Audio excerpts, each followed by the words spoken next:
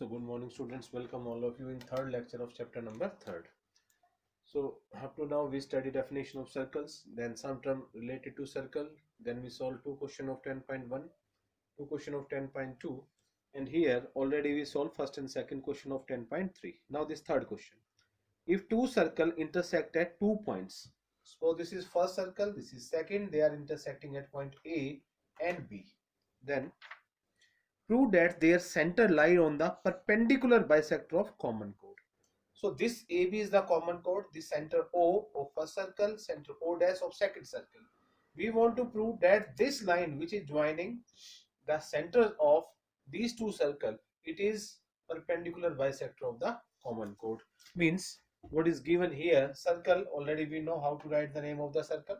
The center O, radius R, here center O dash, radius R dash, here AB, this AB is the common chord. So to prove that this AC and BC, this is equal, then OC, it is perpendicular bisector of AB, means AC equal to BC and OC perpendicular on AB. So this we want to prove. So construction is here, we will join OA, OB, O dash A, then O dash B. Now first we will prove triangle OA, O dash and OB, O dash. These two triangle first of all we will prove congruent. So OA equal to here OB equal to OB because same radii. Then O dash A equal to O dash B, again same radii.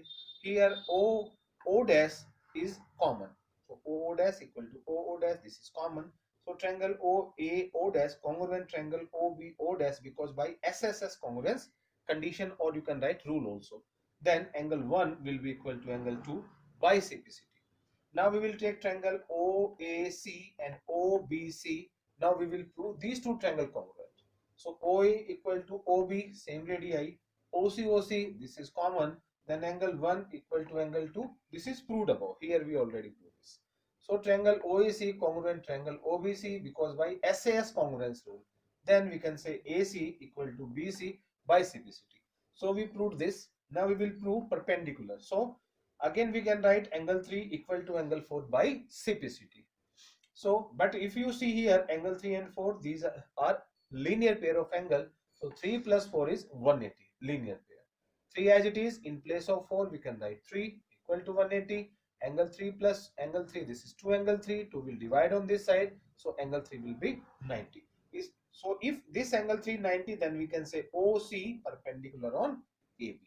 So from here AC equal to BC, from here OC perpendicular to AB. So we can say that this O dash is perpendicular bisector of AB. So after this we will study basics of fourth exercise 10.4.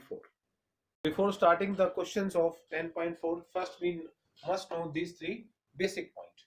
So result or basic point first. Suppose this is a circle and this AB is chord, and suppose this OC is perpendicular on AB. Then suppose OC perpendicular on AB, then AC and BC will be equal. Means the perpendicular from center to chord bisect the chord. This is the first result. Second, suppose this is a circle, this is chord AB, this is chord CD. Suppose these two chords are equal. If two chords are equal, chord AB equal to chord CD, then their distance from center is also equal. Distance means always perpendicular distance. So we can say OC will be equal to OD. Means equal chords are equidistant from center of circle. This is the second result. Now third result. Suppose again two chords are equal, chord AB equal to chord CD, then they will subtend equal angle at the center. Name of this angle AOB, name of this angle COD, means equal chords subtends equal angles at center of circle. So these three results we must know before starting the solution of question of exercise 10.4. Again I am revising.